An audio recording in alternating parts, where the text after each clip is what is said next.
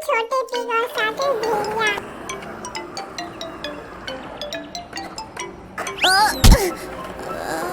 हे, तुम ठीक तो हो मिंटू?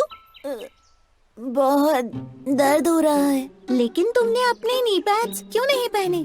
मुझे लगा मेहनत करने का क्या फायदा, उनके बगैर भी मेरा काम चल जाएगा। भले ही तुम्हें थोड़ी सी और मेहनत करनी पड़ती, लेकिन उससे फायदा होता। उन 3 लिटिल पिग्स को देखो। 3 प्यारे छोटे पिग काफी खुशी खुशी अपनी माँ के साथ रहते थे। लेकिन जल्द ही वो इतने बड़े हो गए कि उन्हें अपनी माँ का घर छोड़कर अपना खुद का घर बनाना था। माँ ने उन्हें बाय बाय कहा। अपना ख्याल रखना और उस चालाक भेड़िए से बच कर रहना जो यहीं पास में ही रहता है। वो तीनों अपना घर बनाने के लिए निकल पड़े और उन्हें तलाश थी एक बढ़िया सी जमीन की। पहले पिग को जल्द ही एक अच्छी सी जमीन मिल गई और उसने जल्द ही स्ट्रॉ और स्टिक से अपना घर बना लिया। ये कितना अच्छा है और इसे बनाना कितना आसान था।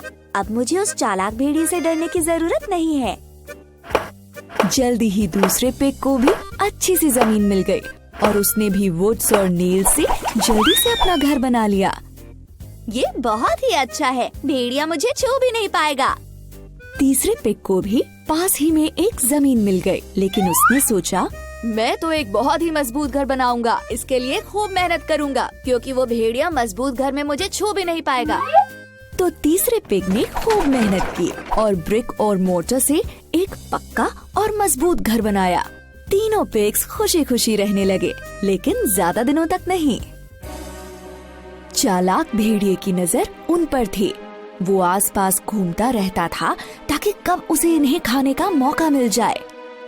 मुझे तो इन्हें हर हाल में खाना होगा, बहुत मजा आएगा इन्हें खाने में। फिर जल्द ही एक दिन भेड़िया पहले पिग के घर पहुंचा। भेड़िया बोला, ओए दरवाजा खोलो पिगलेट, नहीं तो मैं बहुत जोर से फूंक मारूंगा और तुम्हारा घर तोड़ डालूंगा। पहला पिग काफी डर गया। ओह नो, मैं दरवाजा बिल्कुल नहीं खोलूंगा। भेड़िए ने जोर से फूंक मारी, बहुत जोर से फूंक मारी और इससे स्ट्रॉ और स्टिक से बना घर टूट गया। पहला पिग अपनी जान बचाने के लिए दूसरे पिग के लकड़ी के बने घर में जाके छुप गया। जल्द ही चालाक भेड़िया दूसरे पिग के घर पहुंच गया और वहां जाकर उसने जोर से बोला, दरवाजा खोलो पिगलेट्स, नहीं तो मैं इतनी जोर से फूंक मारूंगा कि तुम्हारा घर टूट जाएगा। दोनों लिटिल पिग्स काफी डर गए। ओह नो, हमें दरवाजा नहीं खोलना चाहिए।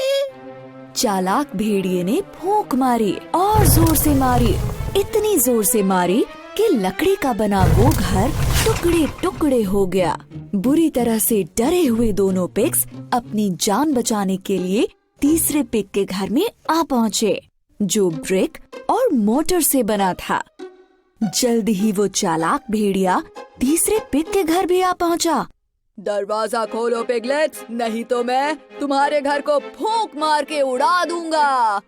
अब तीनों लिटिल पिग्स बुरी तरह से डर गए। ओह नो, हमें दरवाजा नहीं खोलना चाहिए।